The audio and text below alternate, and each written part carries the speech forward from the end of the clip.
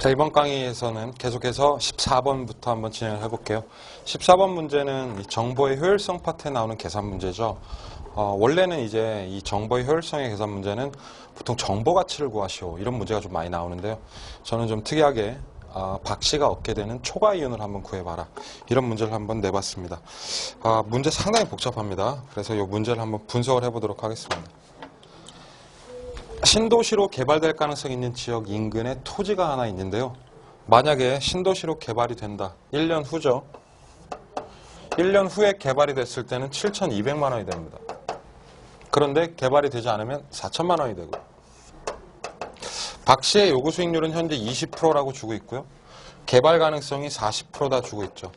자, 여기서 우리가 사전에 좀 아셔야 될 게 뭐냐면 요구 수익률은 바로 할인율로 활용을 합니다. 계산 과정에서.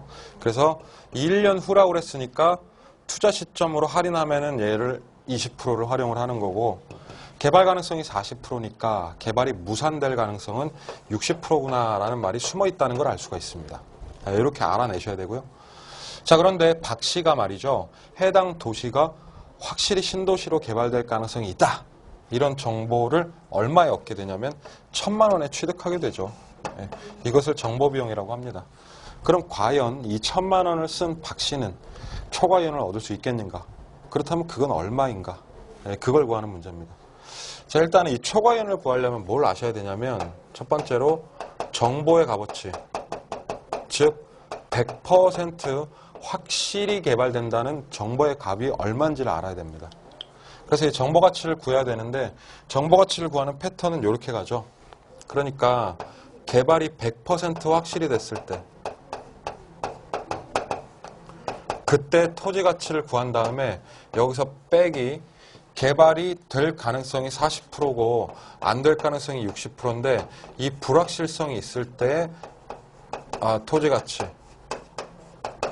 이렇게 두 개를 빼면 이게 확실한 개발이 있을 때 토지의 정보 가치가 됩니다. 이 두 가지를 그러니까 계산을 우리가 해야 됩니다. 그래서 첫 번째 요거부터 한번 해볼게요. 제가 개발이 확실히 되면 1년 후에 땅값이 얼마가 되죠? 문제 조건에서 확실하게만 된다면 1년 후에 7,200만 원이 될 것이다 라는 조건이 나와 있죠. 여기 7,200만 원입니다. 자, 그런데 투자 시점은 미래 시점이 아니라 현재 시점이므로 이 투자 시점에 맞게끔 현가화를 해야 됩니다. 현재 가치로 바꾸려면 이 7,200만 원을 1 플러스 R의 N승으로 나누셔야 되죠. 이게 이제 할인하는 방법이죠. 근데 할인율로서 요구 수익률을 쓰는 거니까 R 자리에 0.2가 들어가고 1년 후라고 했으니까 여기에 1승을 쓰시면 되죠. 그렇죠? 결국 7,200만 원을 1.2로 나누세요. 이런 얘기인데요. 나눠 놓으면은 이게 6천만 원이 딱 나옵니다. 그랬을 때 이 6천만 원의 의미는 개발이 확실시 되었을 때 토지의 현재 가치가 되죠. 얘가.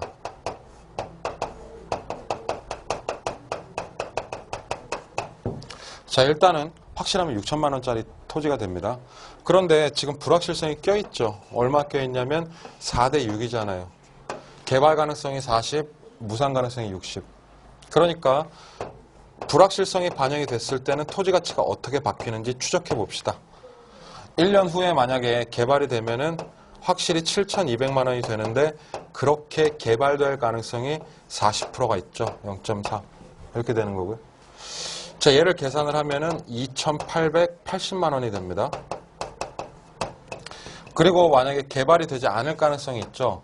그러면 토지가 얼마가 되냐면 4천만 원이 되고요. 이렇게 될 가능성은 60%가 있습니다. 0.6을 곱하면 되죠. 그럼 얘는 1,646, 24니까 2,400만 원이 되겠네요. 자, 그래서 이 두 개를 더해주면 되죠. 가중평균 하는 겁니다. 각각 확률을 반영해서 가중평균해서 더해주면은 얘는 5,280만 원이 되겠네요. 요게 1년 후의 땅값이죠. 그래서 이 1년 후의 땅값을 갖다 다시 현재 가치로 바꾸면은 1 플러스 R의 N승, 즉 1.2로 나누면 되고요. 1.2로 나눠 놓으면은 땅값이 얼마가 나오냐면 5,280만 원이니까 계산기로 계산하세요. 저처럼 암산으로 하지 마시고 계산해 볼게요, 직접. 5280을 1.2로 나누면 자, 4,400만 원이 나오겠네요. 제가 계산해 보니까. 그래서 이 값은 4,400만 원이 됩니다. 아, 이게 무슨 의미냐? 그러니까 만약에 확실히 개발이 되면 6천만 원인데 불확실성 반영하니까 4,400이 됐잖아요. 그러니까 다시 말하면 확실하게 개발된다는 정보만 알면은 이 차액, 이 차이 자체가 1,600만 원이 된다는 얘기입니다. 이게 바로 정보 가치죠. 이거를 1,600만 원짜리 정보라고 불러요. 그런데 이 정보를 갖다가 얼마에 취득했냐면 1,000만 원에 취득을 하죠. 그럼 이 차액만큼 이제 이득이 나겠네. 1,600만 원짜리 정보를 1,000만 원에 취득했으니까 차액 얻게 되는 정보는 600만 원이 되죠. 그래서 초과 이유는 600만 원이다. 정답이 되겠습니다. 꽤 긴 문제고요. 계산도 심플하게는 안 냈어요. 제가 조금 계산을 복잡하게 냈습니다. 자, 14번 문제였죠. 이렇게 보시면 되겠고, 다음 문제 한번 넘어가 볼까요? 15번 문제. 시장 실패, 정책론 얘기가 쭉 나옵니다. 이제부터 따져봅시다. 틀리게 설명된 거. 비용 체감 산업, 규모의 경제, 이 두 글자씩 중요하죠. 공급을 늘리거나 규모를 키울수록 경제적인 효과가 많이 나고 있죠, 지금. 자, 이런 경우에 시장 실패 초래할 수 있죠. 대기업에 의한 독점이나 이런 것들 벌어질 수가 있습니다. 1번 맞는 얘기고, 2번에 생산 측면에서 해석 잘 하셔야 돼요. 사회적 비용이 사적 비용보다 많은 재화. 사회가 돈을 많이 쓴다 이렇게 해석을 그냥 대충 하면 된다고 그랬죠, 제가.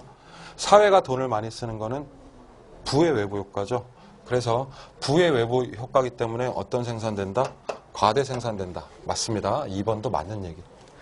3번에 사적 이익이 큰 거죠. 사적 이익이 크다는 얘기도 마찬가지로 정의 외부 효과 얘기죠. 아니, 부의 외부 효과 얘기죠. 죄송합니다. 개인적으로 재미를 크게 보는 거니까 부의 외부 효과에 대해서는 정부가 규제 정책을 펴게 된다. 이 얘기가 맞죠. 4번에 공공재는 돈을 안 내려고 하고 무료로 이용하는 성질이 있죠. 이걸 뭐라고 불러요? 무임승차에 문제가 있다. 그래서 이것으로 인해서 시장 실패 발생할 수 있죠. 그러니까 정답은 우리 5번이 되는데 사회적 이익이 클 때입니다. 자, 나보다 전체적인 사회적 이익이 큰 거는 정의 외부 효과 얘기죠. 그럼 정의 외부 효과가 시장을 실패시키나요? 그렇죠. 시장 실패시킵니다. 긍정적이긴 하지만 시장에서 모자라기 때문에 시장 실패가 유발이 되죠. 그래서 정부가 들어와야 되고 들어와서 해줄 일이 이제 보조금도 주고 공급을 장려하는 거죠. 따라서 정의 외부 효과이더라도 개입이 정당화될 수 있다 이겁니다. 보조해주고 도와줘야 되니까. 그래서 정답은 5번이 된다 이겁니다. 15번 문제는 5번이고요. 16번에 부동산 정책과 관련된 얘기입니다. 지역지구제에 대한 얘기인데 공법적 얘기들도 많고 국토의 계획 및 이용에 관한 법률 얘기도 많죠. 일단 1번에 지역지구제는 기본적으로 토지를 말이죠. 각각 다른 용적률로 지정을 합니다. 그러니까 지역마다 용적률이 틀리죠. 자, 이러니까 지역 간 형평성을 유지하기가 어때요? 대단히 어려울 수밖에 없다는 얘기예요. 그래서 정답은 바로 1번 찍으시면 됩니다. 1번 정답이고요. 우리 2번에 지구단위 계획, 국계법상 국토의 계획 및 이용에 관한 법률상 지구단위 계획 얘기죠. 1차만 하시는 분들도 이 정도의 조항은 알아둬야 됩니다. 도시군 계획 수립 대상지역의 일부에 대해서 토지 이용을 합리화하고 그리고 그 기능을 증진시키기 위해서 수립하는 도시군 관리 계획을 지구단위 계획이라고 합니다. 자, 과거에는 1종, 2종 나눠서 지구단위 계획을 짰지만 이제는 그렇게 짜진 않죠. 도시하고 도시 밖에 나눠서 이렇게 짜죠. 그래서 어쨌든 지구단위 계획 얘기 하나 체크해 두시고요. 3번에 용도지역은 제가 수업 시간에 언급을 했죠. 공공복리 증진을 도모하기 위해서 포인트는 또 여기 서로 중복되지 아니하게 지정하는 지역입니다. 용도지역은 크게 4가지로 지정을 하죠. 도시지역, 관리지역, 농림지역, 자연환경 보전지역. 그렇죠? 도, 관, 농, 자라고 표현합니다. 이런 부분도 잘 알아두셔야 되고요. 4번은 국계법상 내용입니다. 국토해양부 장관은 지속가능하고 균형 있는 발전을 위해서 도시의 지속가능성을 평가할 수 있다. 이것도 읽어보세요. 예, 법률에 있습니다. 5번에 국장은 도시의 무질서한 확산을 방지하고 도시 주변의 자연 환경을 보존하기 위해서 개발 제한 구역의 지정 또는 변경을 군 관리 계획으로 결정할 수 있다. 맞죠? 그래서 정답은 1번이 됩니다. 17번. 토지 정책에 관련된 질문들이에요. 공영개발. 공영개발은 정부에서 강제로 뭐 하나요? 수용하죠, 수용. 그러니까 공공용지 확보의 수단이 됩니다. 공영개발도 있고 또 환지를 해도 공공용지 확보할 수 있어요. 환지. 자, 토지를 다 돌려주는 게 아니라 보류지 같은 걸로 공공용지 땅 가지고 있죠. 환지도 가능하고 또 뭐가 있냐면 토지은행. 그리고 공영개발이라고 했으니까 매수나 또는 수용 이런 것들이 공공용지 확보 수단이 된다는 거 알아두시면 됩니다. 2번에 과밀부담금 있죠.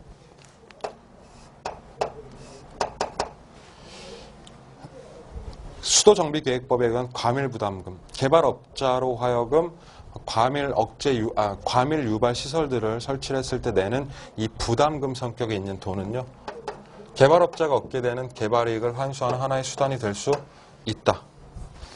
자, 그래서 2번도 기출지문입니다. 과밀부담금에 대한 얘기 하나만 체크해 두시기 바라고요. 3번에 토지은행은 개발이익을 사회에 환원할 수 있다죠. 네. 있다는 문제점이 아니라 장점이 있습니다. 그래서 우리 정답은 3번이 되겠습니다. 4번에 지역지구제 자체는요, 보존을 하죠, 보존. 환경을 개발을 하기도 하지만 특정 지역을 보존하기 때문에 우리뿐만 아니라 우리 세대까지 두루두루 사용할 수 있게끔 해주는 세대 간 형평성 나오면은 얘는 유지라는 단어가 나와야 된다는 거 잊지 마시고요. 5번에 토지은행은 선매를 통해서 미래에 필요한 용지를 적게 공급할 수 있다는 특징이 있습니다. 5번은 토지은행의 일반적 얘기입니다. 정답 3번이 되고요. 18번에 주택정책 나오죠. 이 주택정책은 시험에 나옵니다. 그래서 얘는 문제 별표 칠게요. 네, 잘 하셔야 돼요. 1번에 균형 임대료보다 임대료 상한이 높을 경우 했는데 사실 이 높을 경우 상한이 높으면 아무 변화 없다가 답이죠. 임대주택이 다른 용도로 전환될 수 있는 거는 상한이 언제요? 높을 때가 아니라 낮을 때다. 이렇게 바뀌어야 되고 2번에 작년에 이제 실시됐을 뻔한 제도고 작년 시험에 나왔었죠. 처음으로. 전월세 재계약을 하게 되는데 재계약 시 이제 집주인이 부르면은 부르는 가격 또 협상하거나 또는 쫓겨나거나 좀 하잖아요. 그렇죠? 그 상승폭을 일정 비율 이하로 통제하는 제도입니다. 자, 그래서 얘를 갖다 이제 전월세 상한제라고 했죠. 작년에 한참 실시하려고 했었는데 실시 못했다 이겁니다. 왜 못했을까요? 바로 이 뒤에 나오는 얘기 때문에. 가격 상한제이기 때문에 이게 바로 안 그래도 힘든데 전세는 아닌데 공급을 줄여버릴 수도 있다. 이런 우려 때문에 못했었습니다. 그래서 2번은 굉장히 시사적인 얘기이기도 하죠. 전월세 상한제는 두고 보세요. 아마. 올해 대선이 있기 때문에 또 대통령 후보들이 들고 나올 가능성이 큽니다. 잘 보시기 바랍니다. 3번에 최저죠. 최저. 일단 정답은 2번이죠. 정답 체크를 안 했네요. 제가. 3번에 최저 주거 기준이라는 얘기는 이거 자체가 무슨 뜻이냐면 소요라는 뜻입니다. 우리 영어로 하면 needs라는 뜻이죠. 중산층 계층 이상이 아니라 뭐예요? 중산층 계층 이하들, 저소득층의 주택 소유자들을 위함이다. 자, 이 3번 틀렸고 4번에 임대료 보조가 들어가면 임대주택 외에 다른 재화의 수요를 증가시킬 수 있죠. 이게 바로 장점입니다. 4번은 그래서 틀렸고 5번에 장기 공공임대주택은 공공부분이 시장 임대료보다 높으니 아니라 뭐예요? 낮은 수준의 임대주택을 공급을 해주는 제도다. 그래서 정답은 2번 되겠습니다. 19번에 조세 문제 나오네요. 자, 탄력, 비탄력 따지는 거 한번 얘기해 볼게요. 임차인이 비탄력이죠, 현재. 자, 보세요. 누가 비탄력인지 볼까요? 임차인이 비탄력이잖아요. 그럼 재산세를 중과하면 임차인의 세액 부담이 더욱 어떻게 돼요? 증가하게 되겠죠. 임차인에게 많이 전가되겠네요. 2번에 상식적으로 주택 조세를 중과하면 주택 부분의 투자가 줄어들게 되고 감소, 다른 부분의 투자는 증가하는 효과가 나타나겠죠. 2번 틀렸고 3번에 자 소득을 재분배한다. 이것 좀 체크해 놓으시죠. 소득을 재분배하려면 세금을 감면해요? 아니면 세금을 부과해요? 소득을 재분배한다는 거는 다른 말로 하면은 고소득층 돈을 갖다 좀 나쁜 말로 표현하면 고소득층 돈을 갖다 뺏어가지고 저소득층이 준다는 얘기예요. 이게 소득 분배거든요. 소득 감면을 하게 되면 오히려 고소득층이 유리해지죠. 그렇죠? 그래서 감면으로는 안 되고 뭐요? 조세 부과를 해야 됩니다. 그래서 소득 재분배는 조세 부과다. 이렇게 좀 기억을 하시기 바랍니다. 3번도 그럼 틀린 거죠. 그렇죠? 4번에 이 토지 공급은 비탄력적이다 이렇게 되어 있는데요. 토지 공급이 비탄력적이다. 제가 이 설명을 좀 드릴게요. 여기 토지가 이렇게 있습니다. 이 토지가 있고 여기 땅 주인이 있어요. 지주. 땅 주인은 땅을 공급하는 사람이기 때문에 공급자라고 할 수도 있겠고 만약에 임대차 시장이라면 얘가 임대인이 될 수도 있겠죠. 근데 지금 정부에서 뭘 했냐면 이 땅에다가 조세를 부과를 합니다. 특히나 뭐 재산세 같은 거 중과했다고 한번 해볼게요. 재산세라고 하는 건 당신이 그 물건을 가지고 있으니까 거기에 대해서 세금을 내라고 하는 거 아닙니까? 그러면 토지에 대해서 재산세를 매기면 사실은 수요자나 또는 임차인 입장에서는 이 세금을 부담해야 될 이유가 없습니다. 전혀 없죠. 이 주인이 내야 되는 거 아닙니까? 자, 그런데 만약에 이 수요자나 임차인이 얘네가 비탄력이면 어떻게 되냐면 세금이 상당 부분 이렇게 전가될 수도 있다는 얘기. 원래 땅 주인이 내야 되는데 파워게임에서 밀리면 얘네들한테 전가된단 말이죠. 자, 그러면 전가돼서 만약에 수요자가 낸다면 이거 굉장히 억울한 거죠. 아니, 땅 주인이 내야죠. 수요자가 왜 냅니까? 그러니까 이렇게 전가가 됐다는 것 자체가 뭘 의미하냐면 그만큼 자원 배분이 왜곡이 되고 있다는 걸 의미를 한다고. 자, 제가 지금 문제 포인트를 적어드렸습니다. 이걸 외우세요. 즉, 자원 배분이 왜곡된다는 건 뭘로 따진다? 전가라는 말하고 따지는 거예요. 두 개가 동의어입니다. 자, 잘 보세요. 문장 보세요.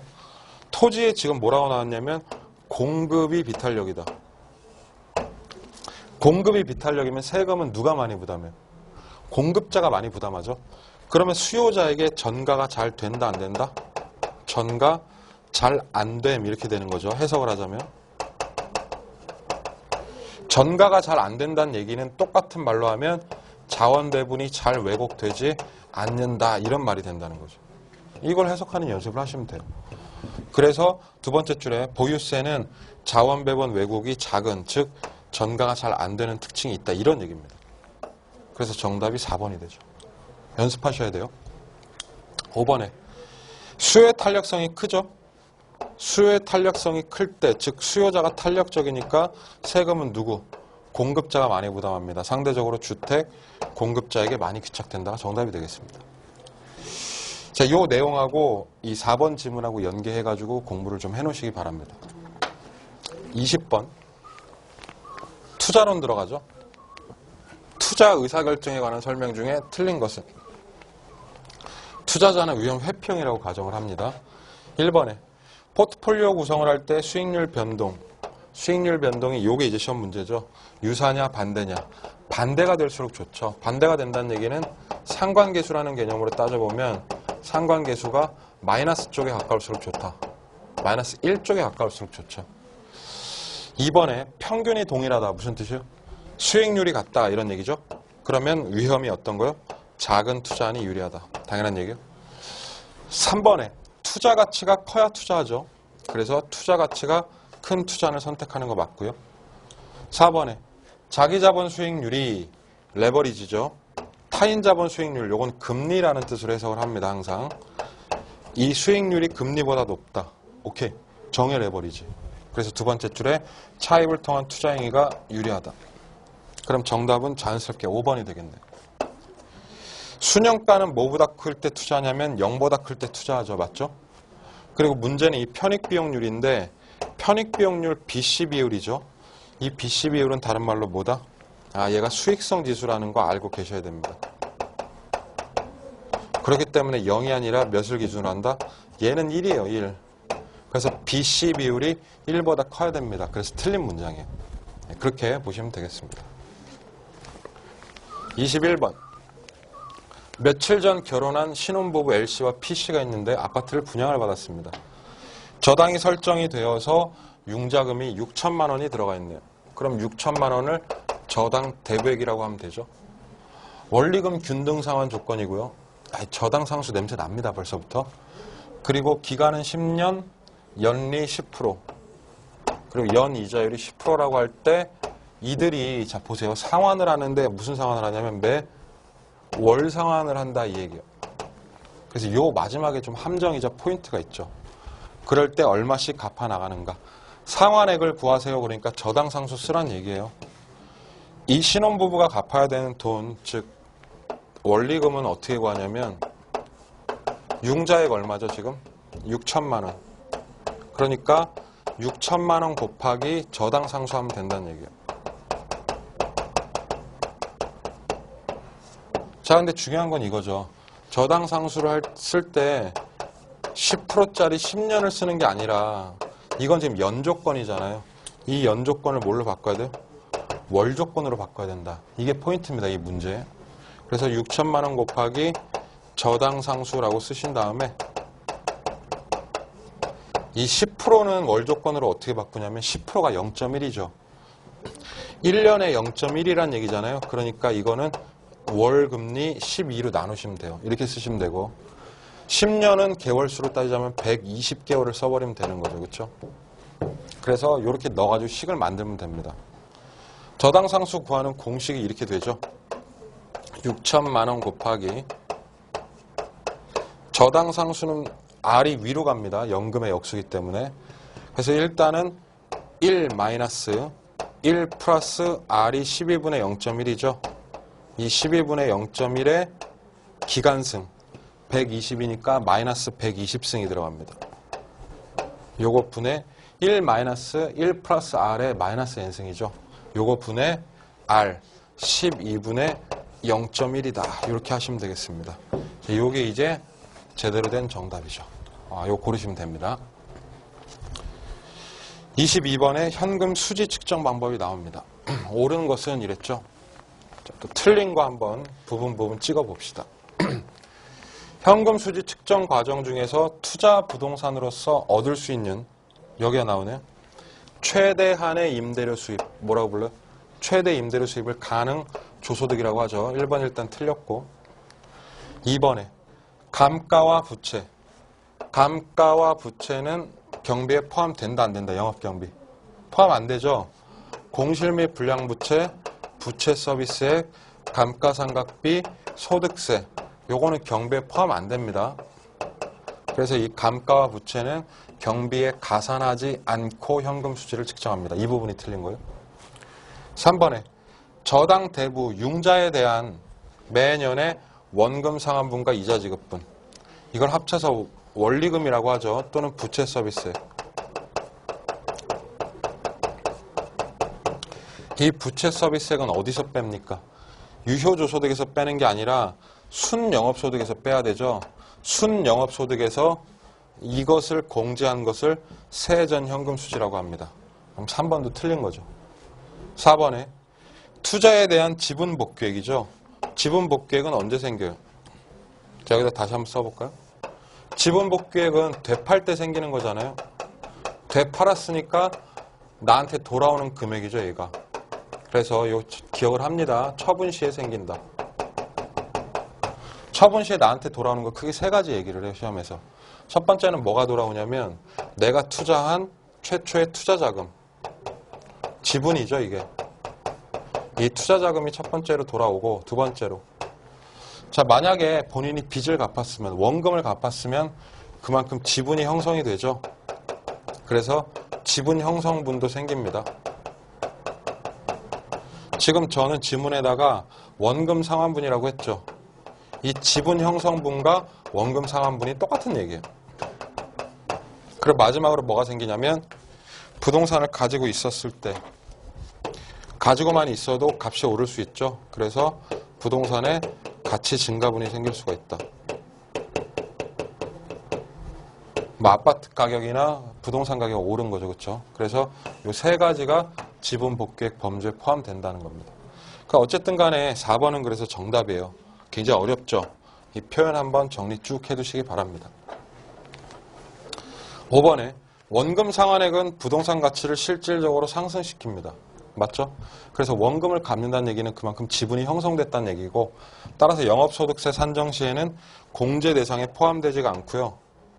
과세 대상에 포함됩니다. 오히려 이걸 과세로 바꿔야 되죠. 과세 대상에 포함된다. 정답이에요. 자, 23번. 투자 분석 기법 대한 설명으로 옳은 것은 이런 문제죠.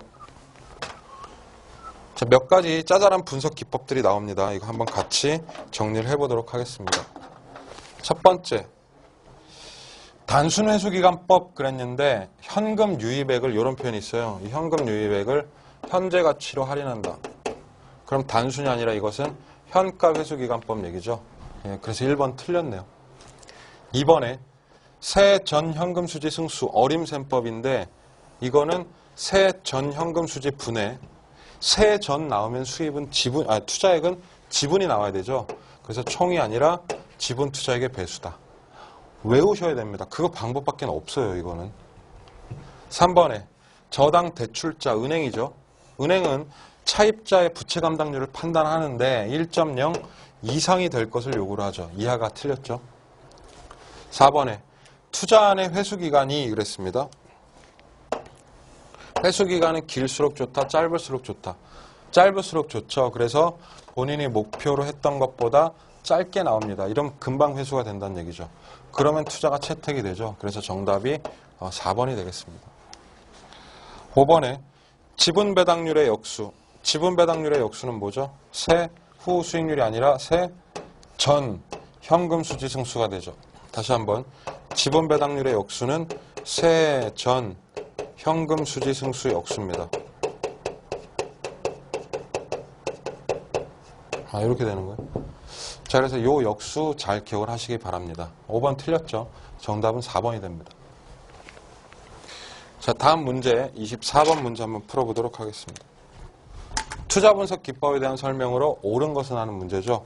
이 투자 분석 기법도 분석을 하는 거 굉장히 중요합니다.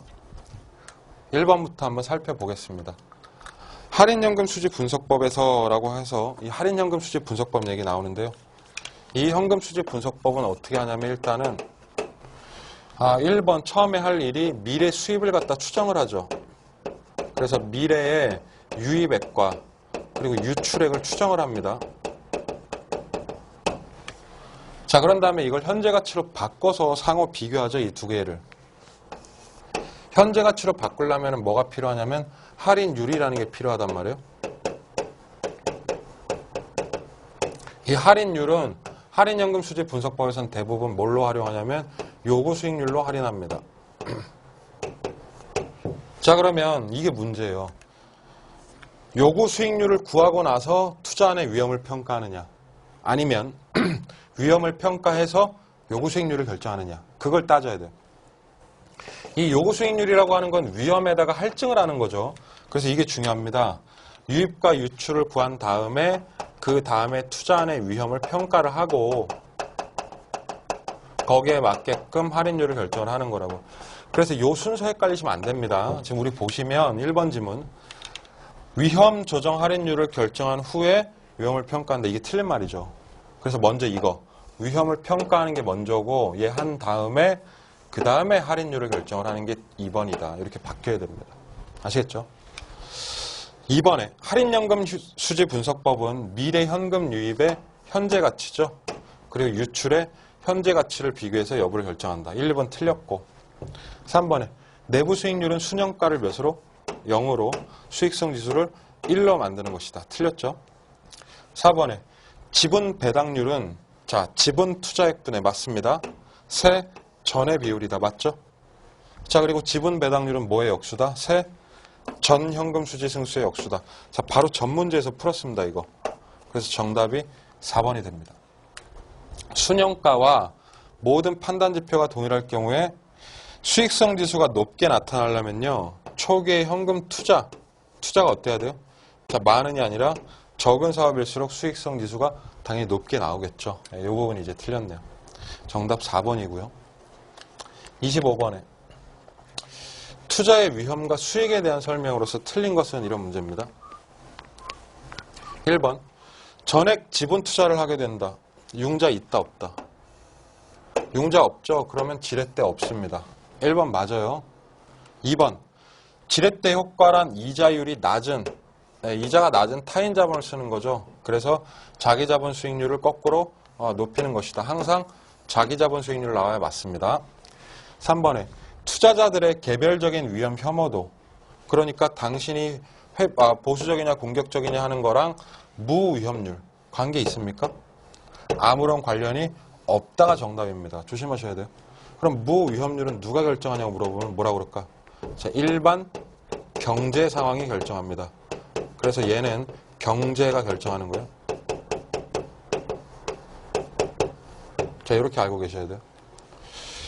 투자안의 수익성을 하향 조정하고, 자, 수익을 높게 잡는 거예요, 낮게 잡는 거예요. 그래서 이건 알아두셔야 되죠. 수익을 낮게 잡는 거죠. 그리고 그 수익을 기초로 투자 결정을 하는 방법을 우리가 무슨 예측? 보수적 예측이라고 한다. 보수적 예측은 수익을 가능한 한 낮게, 위험은 높게 하는 겁니다. 자, 이 문제는 굉장히 쉬워요. 5번 정답인 건 보이죠? 위험이 증대된다면 거기에 대한 프리미엄, 대가는 더욱 낮게가 아니라 높게 반영이 될 것이다. 5번이 틀린 겁니다. 이렇게 보시면 되죠. 26번에 1년간의 현금 흐름표를 참고해서 계산한 내용으로 틀린 것은 이런 얘기죠. 일단은 각각의 값을 구하려면 공식들을 알아야 되죠. 공식들 요거 다 알아야 되고, 먼저 이 문제의 의미부터 한번 살펴볼게요. 부동산의 가치가 5천만 원입니다. 자, 부동산의 가치는요, 요 투자론 금융론 계산 파트에서 항상 뭐라고 쓰이냐면 이거 자체가 총 투자액이다, 이런 의미를 갖습니다. 총 투자액이에요. 결국 가치가 5천만 원이면 투자해야 되는 돈이 5천만 원이란 얘기죠. 그래서 이렇게 해석을 하셔서 문제를 풀어야 되고, 대부가 50%란 얘기죠. 그럼 대부 금액이 5천만 원 중에서 얼마요? 2,500만 원이다, 이런 뜻이죠. 그럼 여기에 지분이 들어가 있네. 지분이 얼마란 얘기예요? 지분도 똑같이 50%니까 2,500만 원이다. 요거는 우리가 추정할 수 있다는 얘기입니다. 예. 조건이 이렇게 해석을 해서 문제를 풀어야 되는 거예요. 유효랑 순이 나오죠, 뜬금없이. 유효에서 영업경비를 빼야 순영업소득 나옵니다. 그러니까 이 얘기는 뭐냐면 이 중간 과정에서 영업경비를 주고 있단 말이에요. 1,000만 원에서 600만 원이니까 영업경비 얼마예요? 영업경비는 400만 원이다 라고 우리가 추정할 수가 있다는 얘기예요. 요거 추정해서 밝혀내야 되고, 순에서 세전 가는데 200이 줄었죠. 이 중간에 누가 들어가요? 부채 서비스액 들어가죠. 그래서 마지막 문장의 의미는 부채 서비스액 자체가 현재 조건상 200만 원이다. 이걸 주는 것이다 라고 볼 수가 있겠습니다. 자, 필요한 값들이 쭉 있으니까 우리가 1번부터 한번 구해볼게요. 부채 감당률. 첫 번째, 부채 감당률 자체는 공식이 어떻게 되냐면 부채 서비스액 분해, 그렇죠? 분모에 그래서 부채 서비스액 들어가고, 위에는 뭐가 들어가죠? 순영업소득 들어가죠. 이걸 알아야 풀 수 있습니다. 부채 서비스액은 지금 200만 원이라고 구해놨네요, 여기에. 그래서 얘는 200분의 순영업소득은, 순영업소득 여기 나와있네요. 600만 원. 그래서 이거 계산하면은 3이죠. 3.0. 자, 그럼 1번은 맞네요. 그렇죠? 2번. 채무 불이행률. 자, 이 채무 불이행률도 구하는 공식이 조금 복잡합니다. 이렇게 구해요. 일단 기본적으로 분모에는 유효조소득 들어갑니다. 요거 분해. 채무 불이행률은 먼저 경비가 나오죠. 그래서 영업 경비 플러스 부채 서비스액이 들어가요. 유효조소득이 얼마냐면 여기 1,000만 원 나와 있습니다. 그러니까 요거는 1,000만 원 분해. 영업경비는 우리가 중간에서 400만이라고 구했죠, 여기서.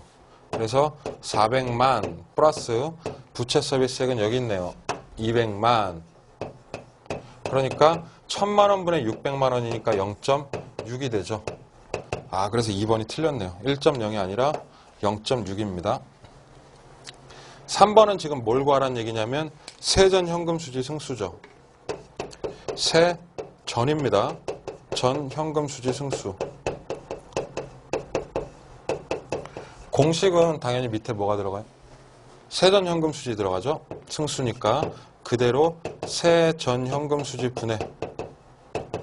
자, 위에는 무슨 투자액이냐면 세전이니까 지분 투자액이다. 세전 현금 수지 얼마죠? 400만 원이죠. 그러니까 이 식 자체는 400만 원 분의 지분 투자액. 지분 투자액은 요 위에서 구했죠. 2,500만 원 이렇게 하시면 되네요. 그래서 얘는 6.25가 됩니다. 이거 맞는 말이죠. 네 번째 저당 상수가 나오는데요. 저당 상수 공식이 만만치가 않죠. 저당 상수는 다른 말로 저당 환원율이라고도 부릅니다. 저당 환원율.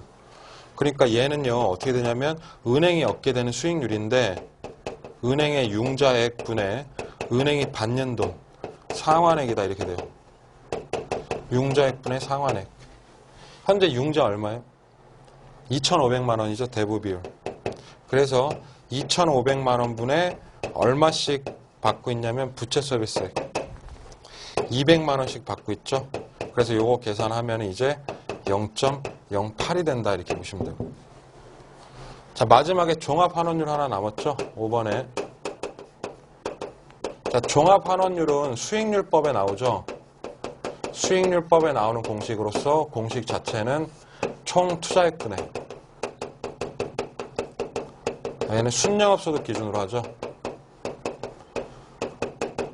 지금 총투자액이 얼마냐면 맨 위에 있네요. 5천만 원이죠. 그러니까 이것은 5천만 원 분의 순영업소득이 600만 원. 이걸 딱 계산하면 되네요. 자, 그러면 12%가 딱 나옵니다. 와, 이 공식들 참 많죠, 그쵸? 계산을 하란 얘기는 안 하는데요. 제가 지금 표시하는 부채 감당률 구하는 공식 알아두셔야 되고 2번에서 채무불일 이행률은 유효조소득이 밑에 있다는 거 아셔야 되고 세전 현금 수지 승수는 세전하고 무슨 투자액? 지분 투자액 들어간다는 거 아셔야 되고 저당 상수는 융자분의 상환액 이거 알면 좋습니다. 저당 환원율 그리고 종합환원율은 이 공식은 반드시 아시는 게 좋다. 이렇게 해서 이 문제를 정리를 하시면 되겠습니다. 자, 이번 강에서 26번까지 하고요. 다음 3강에서 마무리해드리도록 하겠습니다. 수고하셨습니다.